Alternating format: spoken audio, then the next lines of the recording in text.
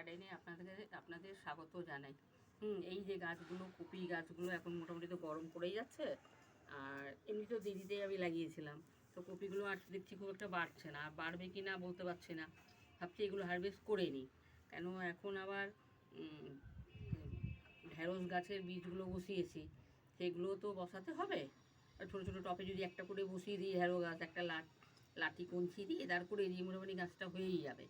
কেন ঢ্যাঁড়স গাছে তো শেকড় খুব একটা হয় না। এগুলো ভাবছি বসিয়ে দিই। দেখেন বাঁধাকপি, এই যে ছোট্ট ছোট্ট, কিন্তু ইচ্ছা করছে না করার জন্য, কিন্তু কিছু রেখেও লাভ হবে না।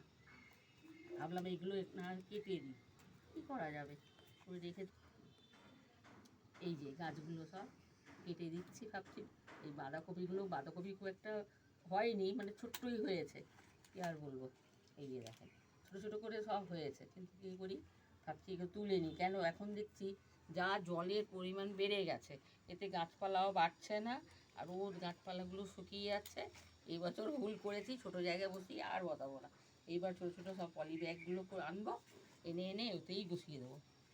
এখন মোটামুটি বুঝতে পারি না, জায়গা একটার মধ্যে ভালোই হবে, কিন্তু আর কি বলি, আর আমারও দেরি হয়েছে, এটাও বলবো। এই যে গাছগুলো সব, এই কপিগুলো সব তুলে দিচ্ছে।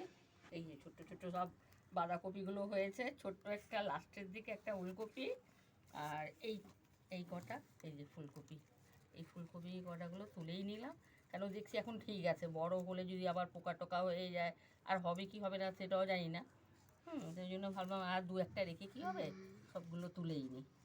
এই তুলে সব হারভেস্ট করে নিলাম, দেখা যাক কী হয় এরপরে। আর যা অন্য কিছু বসাবো, কারণ বেড রেডি করতে তো হবে, এমনি ছেড়ে রাখলে তো আর হবে না।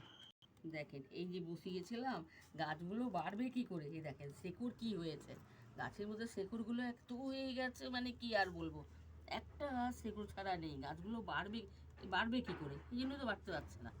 আর আমরা তো বুঝছি না, আমরাও গাছ হচ্ছে না, বাড়ছে না, কিন্তু আমাদের দিক থেকেও অসুবিধা হয়েছে, বসানোটা ঠিক হয়নি।